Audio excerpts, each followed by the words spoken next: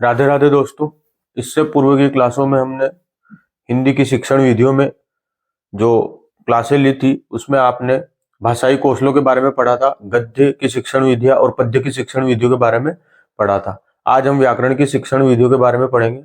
मैं आपको एक बात और बताना चाहता हूं कि साथ में ही आपके गणित की जो क्लासें हैं वह शुरू हो चुकी है, तो उसमें आपको संख्या पद्धति के बारे में सबसे पहली क्लास में बताया गया है।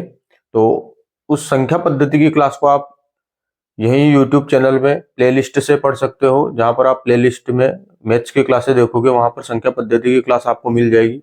उससे पूर्व में एक वैदिक गणित की क्लास आपको पढ़ा चुका हूं, आप वहां से वह भी पढ़ सकते हैं जो आपके सिलेबस में नया चैप्टर जुड़ा है।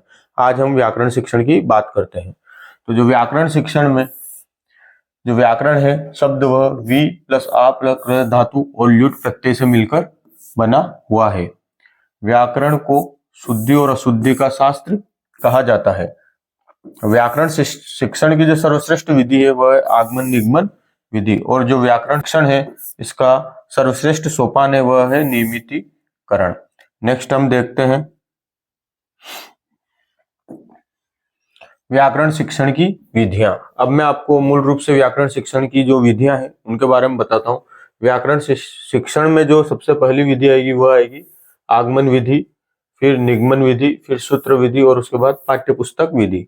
जो व्याकरण शिक्षण की ये विधियां है ये शास्त्रीय, प्राचीन या औपचारिक व्याकरण पाठ के अंतर्गत आती है। उसके बाद जो विधि है वो है भाषा संसर्ग विधि, यह व्यावहारिक पाठ के अंतर्गत आती है। फिर आती है समवाय सहसंबंध विधि, यह प्रासंगिक व्याकरण पाठ के अंतर्गत आती है। तो यह व्याकरण पाठ की विधियां हैं। इसमें हम सबसे पहले शुरुआत करते हैं आगमन विधि से। आगमन विधि जो है इस विधि को प्रयोग प्रणाली विधि भी कहा जाता है। आपको ये वाला नाम भी इसका ध्यान रखना है, क्योंकि प्रयोग प्रणाली विधि के नाम से अगर प्रश्न आएगा तो आप वहां पर ध्यान रखें। आगमन विधि के बारे में हम पढ़ते हैं। सबसे पहले यह जो विधि है क्या है, बाल केंद्रित विधि है। इस विधि में विद्यार्थी स्वयं क्रियाशील रहते हुए नियमों की क्या करता है, खोज करता है। जो आगमन विधि है इसमें विद्यार्थी जो है वह स्वयं क्रियाशील रहता है, क्योंकि ये बाल केंद्रित विधि है। और बाल केंद्रित विधि है इसका मतलब इसमें जो विद्यार्थी है उसका मुख्य रोल रहेगा। तो जो विद्यार्थी है वह स्वयं क्रियाशील रहते हुए नियमों की क्या करता है, खोज करता है। और आगमन विधि मार्ग है किसका, खोज का। आपको ये बात याद रखनी है, जो आगमन विधि है वह किसका मार्ग है, खोज का मार्ग है। हिंदी व्याकरण की सर्वोत्तम विधि है जो आगमन विधि है, यह क्या है, हिंदी व्याकरण की क्या है, सर्वोत्तम विधि है। बालक एक खोजकर्ता के रूप में कार्य करता है। जो आगमन विधि है इसमें जो बालक है वह एक खोजकर्ता के रूप में क्या करता है, कार्य करता है। आगमन विधि के आधार पर व्याकरण की पुस्तकों का निर्माण करना कठिन होता है। ये एक इंपॉर्टेंट बात है। जो व्याकरण की पुस्तकों का निर्माण जो है वह आगमन विधि के आधार पर करना कठिन होता है। अब हम आगे देखते हैं इसी में आगमन विधि के सूत्र। लेंडन द्वारा आगमन विधि के 5 सूत्र दिए गए हैं। इसमें पहला सूत्र है ज्ञात से अज्ञात की ओर, दूसरा है उदाहरण से नियम की ओर, तीसरा है प्रत्यक्ष से प्रमाण की ओर, चौथा है विशिष्ट से सामान्य की ओर, और पांचवा है स्थूल से सूक्ष्म की ओर। स्थूल को आप मूर्त भी कह सकते हैं और सूक्ष्म को अमूर्त कह सकते हैं। तो यह जो पांचों सूत्र है, इन पांचों सूत्रों को लेंडन के द्वारा दिया गया है। अभी आपको इन सूत्रों को जो क्रम है वह याद रखने की जरूरत नहीं है कि सबसे पहले यह रहेगा, फिर उसके बाद ये, फिर ये, फिर ये, फिर ये। क्रम आप ऊपर नीचे हो सकते हैं। और यह आपको जरूर याद रखना है, जो आगमन विधि है वह ज्ञात से अज्ञात की ओर, उदाहरण से नियम की ओर, प्रत्यक्ष से प्रमाण की ओर, विशिष्ट से सामान्य की ओर, और स्थूल या मूर्त से सूक्ष्म या अमूर्त की ओर जाती है। अब इनको याद कैसे करोगे आप, ये मैं आपको भी निगमन विधि में बताऊंगा, कि आप इस चीज पे कंफ्यूज ना रहें कि अज्ञात से ज्ञात है या ज्ञात से अज्ञात है। जब हम निगमन विधि पे आएंगे तो जो वहां पर मैं आपको यह समझा दूंगा कि आपको यह क्रम कैसे याद रखना है कि ज्ञात से अज्ञात की ओर जाना है या अज्ञात से ज्ञात की ओर जाना है। क्योंकि आगमन विधि और निगमन विधि एक दूसरे की विपरीत विधियां हैं। तो हम इन चीजों को वहां पर अभी स्पष्ट कर लेंगे कि आपको ये याद कैसे रखना है। अब आगमन विधि के जो सोपान है वह कितने होते हैं, 4। पहला सोपान है वह है उदाहरण प्रस्तुतिकरण, दूसरा विश्लेषण, तीसरा नियमीकरण या सिद्धांत निरूपण, और जो चौथा सोपान है वह है अभ्यास। आगे हम देखते हैं प्रोफेसर निरंजन कुमार, एक प्रोफेसर है निरंजन कुमार, उन्होंने आगमन विधि के दो उपभेद बताए। पहला जो उपभेद है वह है प्रयोग विधि, और जो दूसरा उपभेद है वह है समवाय विधि। अब हम आगे देखते हैं आगमन विधि के गुण और दोष। तो आगमन विधि के हम गुणों की बात करें तो यह एक मनोवैज्ञानिक विधि है, यह एक बाल केंद्रित विधि है। यह जो विधि है यह क्या है, अनुसंधान प्रधान विधि है। बाल केंद्रित विधि तो है क्योंकि इसमें बालक जो है खोजकर्ता के रूप में कार्य कर रहा है, और यह क्या है, अनुसंधान प्रधान है। खोज का मतलब भी अनुसंधान ही होता है एक तरह से, तो इसलिए अनुसंधान प्रधान विधि है। यह किस पर आधारित है, क्रियाशीलता पर आधारित है, और यह अध्यापन की क्या है, सर्वश्रेष्ठ विधि है। यह इसके गुण है आगमन विधि के। इसके हम दोषों की बात करें तो इसका दोष है सबसे पहला, इसमें जो है समय अधिक लगता है। ग्रहणशीलता की इसमें क्या रहती है, कमी रहती है, और उच्च स्तर के लिए यह जो आगमन विधि है यह अनुपयोगी है। यह इस विधि की एक कमी और यह है कि यह व्याकरण की पुस्तकों का निर्माण करना कठिन होता है। जो आगमन विधि है इससे व्याकरण की पुस्तकों का निर्माण करना क्या होता है, कठिन होता है। यह इसका क्या है, एक दोष है। अब हम आगे बात करते हैं निगमन विधि। एक तरह से जो आगमन विधि है उसका विपरीत निगमन विधि होती है। तो निगमन विधि जो रहती है वह क्या रहती है, शिक्षक केंद्रित होती है, जबकि आगमन विधि आपने भी पढ़ा कि वह बाल केंद्रित होती है। इसमें अध्यापक बालक को नियम बताता है, तत्पश्चात उदाहरण के द्वारा बालक से उस नियम का सत्यापन करवाता है। इस विधि में पहले बालक को नियम बताया जाता है और उसके बाद उदाहरणों के द्वारा उसको उस नियमों का क्या किया जाता है, सत्यापन किया जाता है। बालक एक सत्यापनकर्ता के रूप में कार्य करता है। जो निगमन विधि है इसमें बालक किस रूप में कार्य करता है, एक सत्यापनकर्ता के रूप में कार्य करता है। व्याकरण की पुस्तक का निर्माण निगमन विधि के आधार पर किया जाता है। जो व्याकरण की पुस्तकें रहती है उनका जो निर्माण है वह किस विधि के आधार पर किया जाता है, निगमन विधि के आधार पर किया जाता है। यह बात आपको ध्यान रखनी है, यह एक इंपॉर्टेंट बात है। ठीक है दोस्तों, अब आगे हम देखते हैं सूत्र। निगमन विधि में भी कितने सूत्र दिए गए हैं लैंडन के द्वारा, 5 सूत्र दिए गए हैं। तो हम सबसे जो पहला सूत्र है वह देखते हैं अज्ञात से ज्ञात की ओर नियम, फिर दूसरा जो सूत्र है वह नियम से उदाहरण की ओर, तीसरा सूत्र है प्रमाण से प्रत्यक्ष की ओर, चौथा है सामान्य से विशिष्ट की ओर, और पांचवा है सूक्ष्म या अमूर्त से स्थूल मतलब मूर्त की ओर।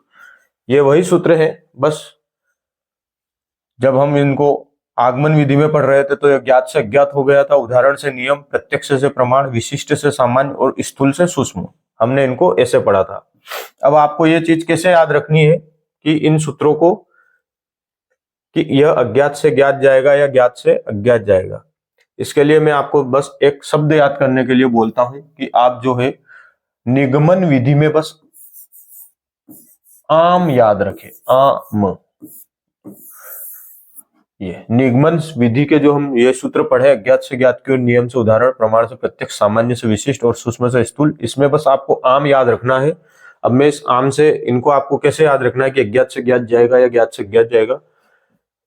जो इधर वाले शब्द लिखे हुए हैं इनमें अ और म, इन दोनों में से कुछ भी हो तो वह पहले आएगा। देखो अज्ञात से ज्ञात, यहाँ अ है इसलिए इधर आया, नियम से उदाहरण यहाँ म है इसलिए यह इधर आया, प्रमाण से प्रत्यक्ष यहाँ भी म आ गया इसलिए ये पहले आया, सामान्य से विशिष्ट यहाँ भी म आ गया इसलिए ये पहले आया, और सूक्ष्म से स्थूल यहाँ भी म आ गया इसलिए ये पहले आया।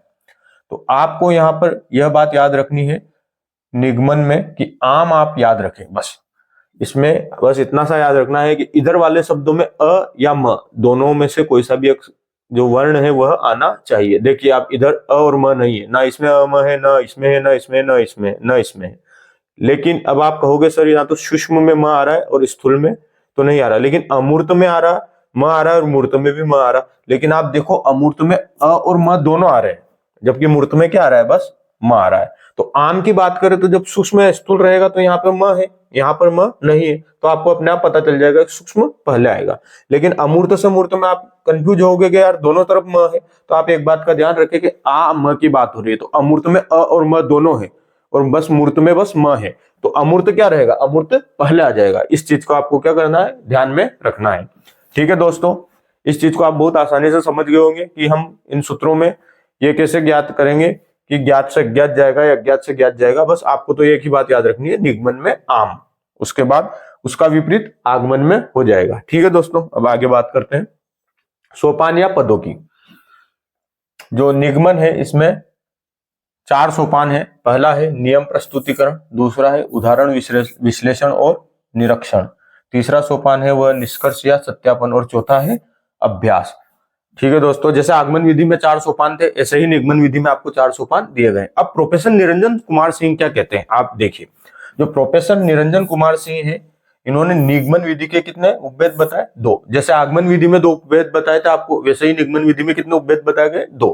तो आगमन विधि में जो पहला उपभेद था और जो दूसरा उपभेद था, उसी प्रकार यहाँ पर निगमन विधि में भी पहला और दूसरा 2 उपभेद दिए गए। तो जो पहला उपभेद है वह है सूत्र विधि और जो दूसरा है वह है पाठ्य पुस्तक विधि। ठीक है दोस्तों, आगे हम देखते हैं गुण और दोष। जैसे हमने आगमन विधि के गुण और दोष देखे थे, वैसे ही हम निगमन विधि के गुण और दोष देखते हैं। तो इसके जो गुण है वह है कि यह विधि क्या है, अनुकरण प्रधान है, जो अनुकरण प्रधान विधि है। उसके बाद हम देखते हैं अध्ययन के लिए सर्वश्रेष्ठ विधि है। अध्ययन के लिए क्या है, सर्वश्रेष्ठ विधि है और उच्च स्तर हेतु इस विधि को बनाया गया है।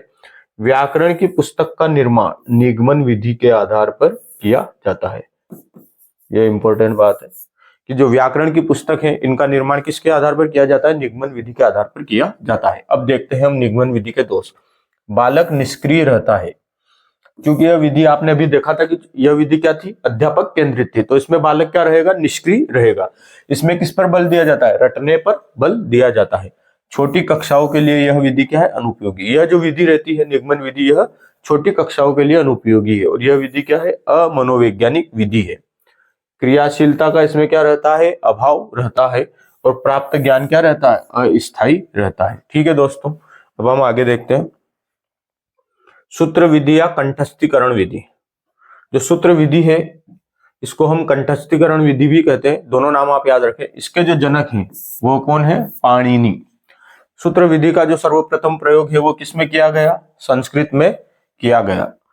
क्योंकि पाणिनि इसके जनक हैं, तो पाणिनि की जो अष्टाध्यायी है और जो उसकी सिद्धांत कौमुदी सूत्र रूप में पढ़ाई जाती है। जो पाणिनि की अष्टाध्यायी और सिद्धांत कौमुदी, उनकी 2 रचनाएं, उनको सूत्रों के रूप में पढ़ाया जाता है।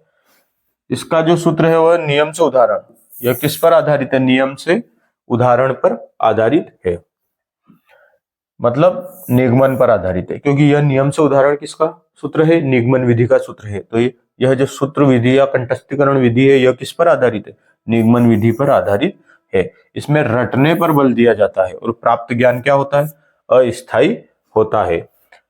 इसमें कम समय में अधिक ज्ञान दिया जाता है।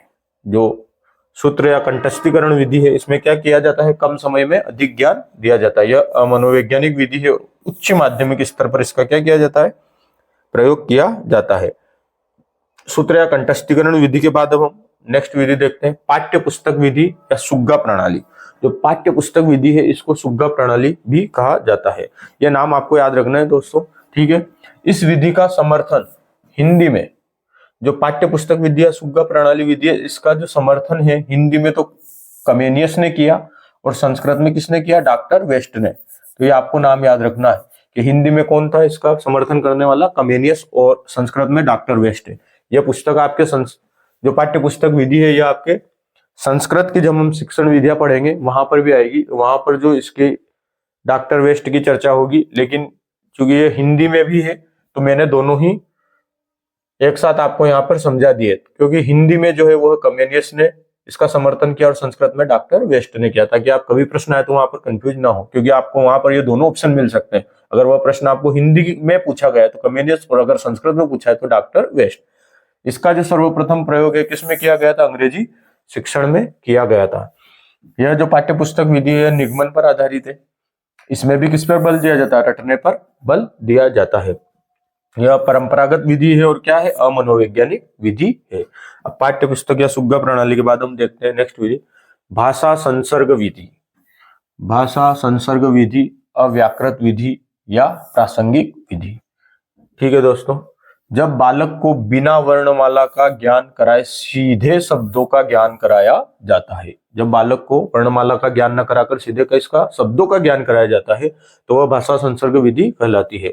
भाषा संसर्ग का आप अर्थ देखिए, भाषा के साथ साथ व्याकरण सीखना। इसमें क्या किया जाता है, भाषा के साथ साथ क्या सिखाई जाती है, व्याकरण सिखाई जाती है। और अव्याकृत का अर्थ है बिना व्याकरण नियमों के।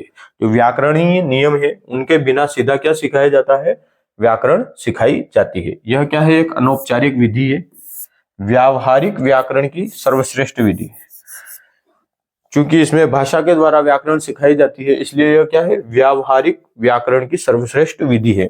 इसमें कोई सैद्धांतिक ज्ञान प्राप्त नहीं होता।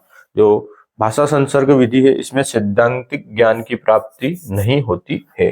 ठीक है दोस्तों, नेक्स्ट हम देखते हैं। तो भाषा संसर्ग विधि है, इसके गुण और दोष। इसके गुणों की बात करें तो गैर हिंदी राज्यों में हिंदी भाषा सिखाने की सर्वश्रेष्ठ विधि। कि कौन से स्तर पर, प्राथमिक स्तर पर। जो गैर हिंदी राज्यों में हिंदी भाषा सिखाने की सर्वश्रेष्ठ विधि है वह है भाषा संसर्ग विधि। यह विधि व्याकरण का ज्ञान प्रत्यक्ष रूप से नहीं, परोक्ष या अप्रत्यक्ष रूप से क्या करती है, प्रदान करती है। जो व्याकरण का ज्ञान है वो प्रत्यक्ष रूप से प्राप्त नहीं होता, वह परोक्ष या अप्रत्यक्ष रूप से बच्चों को प्राप्त होता है। ठीक है दोस्तों, अब इसका आप दोष देखिए। सैद्धांतिक व क्रमबद्ध ज्ञान नहीं हो पाता, क्योंकि यह भाषा के द्वारा व्याकरण सिखाई जाती है तो उसमें किसी भी प्रकार के व्याकरणिक सूत्रों का आदि का प्रयोग नहीं किया जाता, तो सैद्धांतिक व क्रमबद्ध ज्ञान नहीं हो पाता है बच्चों को। व्याकरण की अपेक्षा भाषा शिक्षण पर अधिक बल, जो व्याकरण है उसकी अपेक्षा किस पर अधिक बल दिया जाता है, भाषा के शिक्षण पर। और उच्च स्तर के लिए यह क्या है, विधि अनुपयोगी है। जो उच्च स्तर के लिए विधि क्या है, अनुपयोगी है। एक नोट मैंने यहाँ पर डाला, यह बात बहुत इंपॉर्टेंट बात है, आपको इसको याद रखना। अभी तक इस पे प्रश्न नहीं आया, लेकिन इस पे प्रश्न बनने की संभावना है। तो भारत में सर्वप्रथम 1992 में लोक जुम्बिश परियोजना, जो लोक जुम्बिश परियोजना है उसके माध्यम से भाषा संसर्ग विधि का प्रचलन शुरू हुआ। तो कभी प्रश्न पूछ सकते हैं कि भाषा संसर्ग विधि का प्रचलन किस परियोजना में शुरू हुआ, तो वह रहेगी लोक जुम्बिश परियोजना। और कब शुरू हुआ, 1992 में। ठीक है दोस्तों, अब हम आगे देखते हैं। समवाय सहयोग या सहसंबंध विधि। जो समवाय सहयोग या सहसंबंध विधि है इसके जो जनक है वह हर्बर्ट स्पेंसर। यह एक मनोवैज्ञानिक विधि है। यह जो विधि है कैसी है, एक मनोवैज्ञानिक विधि है। व्याकरण और रचना शिक्षण की विधि मानी जाती है। इस विधि को व्याकरण और रचना शिक्षण की विधि माना जाता है। करो और सीखो पर बल, करो और सीखो पर क्या रहता है, इसमें बल रहता है। एक रोचक विधि है क्योंकि बालक को एक साथ एक से अधिक क्षेत्रों का क्या होता है, ज्ञान होता है। इस विधि से बालक को न तो विषय वस्तु का पूर्व ज्ञान होता है और न ही स्थायी।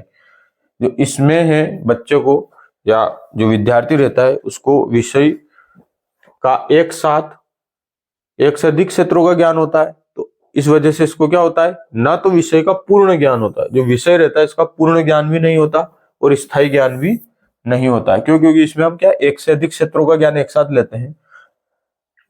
इस विधि में बालक मूल पाठ्य वस्तु से भटक जाता है, क्योंकि एक से अधिक क्षेत्रों का ज्ञान रहेगा तो जो मूल पाठ्य वस्तु रहेगी वो उससे भटक जाएगा। क्योंकि अलग अलग क्षेत्रों में अगर वह ज्ञान प्राप्त करेगा तो जैसे वह किसी एक क्षेत्र पर पहले ज्ञान प्राप्त कर रहा है, लेकिन उसी समय वह किसी दूसरे क्षेत्र का ज्ञान प्राप्त करने लग जाए तो जो मूल पाठ्य वस्तु है उससे क्या हो जाएगा, भटक जाएगा। इस विधि में गद्य और रचना शिक्षण पढ़ाते समय आने वाले व्यावहारिक शब्दों के माध्यम से व्याकरण शिक्षण कराया जाता है। गद्य और रचना शिक्षण पढ़ाते समय जो व्यावहारिक शब्द आते हैं उनके द्वारा क्या किया जाता है, व्याकरण का शिक्षण कराया जाता है। जैसे उमेश दादाजी को लेकर मंदिर गया, तो अब इस वाक्य में आप देखो उमेश जो है इसमें कौन सी संधि का है, गुण संधि, और दादाजी में कौन सा समास है, द्वंद्व समास। तो जो व्यावहारिक शब्द थे उमेश और दादाजी, इनसे क्या व्याकरण सिखाई गई कि उमेश में है गुण संधि का प्रयोग किया गया है और दादा दादी में द्वंद्व समास है। तो इस प्रकार से इसमें क्या किया जाता है, बच्चों को पढ़ाया जाता है। और यह बात आपको ध्यान रखनी है कि बालक मूल जो पाठ्य वस्तु उससे क्या हो जाता है, भटक जाता है। अब हम बात करते हैं व्यतिरेक विधि या तुलनात्मक विधि। जो अगली विधि है वह व्यतिरेक विधि या तुलनात्मक विधि है। हिंदी भाषा शिक्षण में जो व्याकरण शिक्षण की जो मुख्य विधियां है, ये हम पहले 6 विधियां जो थी वो पढ़ चुके हैं। अब यह जो विधि है इसके बारे में हम पढ़ते हैं, यह है द्वितीय भाषा शिक्षण की विधि। यह विधि मैं आपको इसलिए पढ़ा रहा हूं, मान लो जैसे बहुत से बच्चों ने, मैक्सिमम बच्चे तो प्रथम भाषा हिंदी को चूज करते हैं फॉर्म में, और जब उनका पेपर रहेगा वहां भी उनकी प्रथम भाषा हिंदी रहेगी। लेकिन अगर किसी बच्चे के द्वारा हिंदी को द्वितीय भाषा लिया जाता है और संस्कृत को प्रथम भाषा लिया जाता है, तो ये जो व्यतिरेक विधि है, तुलनात्मक विधि है, यह कौन सी द्वितीय भाषा शिक्षण की विधि है? कौन सी? द्वितीय भाषा शिक्षण की विधि है। तो जैसे अगर हिंदी अगर किसी की द्वितीय भाषा है और हिंदी शिक्षण की विधियों में वहां पर अगर प्रश्न पूछा गया कि निम्न में से द्वितीय भाषा शिक्षण की विधि कौन सी है, तो उसमें व्यतिरेक विधि या तुलनात्मक विधि आपका क्या रहेगा? उत्तर रहेगा, अगर यह उनमें ऑप्शन में है तो। व्यतिरेक का अर्थ विभेद या तुलना करना। इसमें प्रथम भाषा व द्वितीय भाषा में समानता को याद न कराकर बालकों को असमानता को याद कराया जाता है। इस विधि में क्या किया जाता है? प्रथम भाषा व द्वितीय भाषा में जो समानता रहती है उसको याद नहीं कराया जाता, उसके विपरीत क्या किया जाता है? बालकों को असमानताओं को याद कराया जाता है। और एक इंपॉर्टेंट बात जो मैं आपको पहले बता चुका हूं कि द्वितीय भाषा शिक्षण की क्या है? यह विधि है। अब हम द्वितीय भाषा शिक्षण की एक विधि और पढ़ते हैं, वह है व्याकरण अनुवाद विधि या भंडारकर विधि। इसके प्रवर्तक है डॉक्टर रामकृष्ण गोपाल भंडारकर।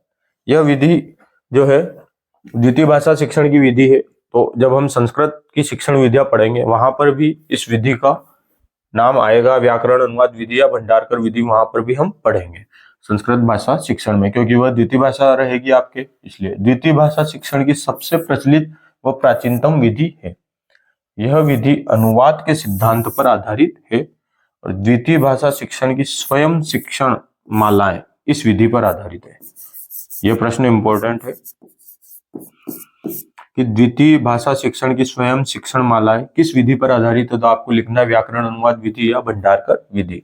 इस विधि में बालक को सैद्धांतिक पक्ष मजबूत व व्यावहारिक पक्ष कमजोर रह जाते हैं।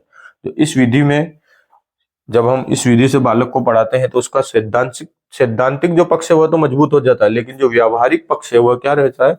कमजोर रह जाता है। ठीक है दोस्तों, यह आपका व्याकरण शिक्षण जो है पूर्ण हो चुका है। अब इसके बाद आगे की कक्षा में हम जो है वो रचना शिक्षण, कहानी शिक्षण और नाटक शिक्षण के बारे में पढ़ेंगे। इनकी मैं एक ही क्लास लूंगा, तीनों की एक ही क्लास में हम इन तीनों को एक साथ पढ़ लेंगे।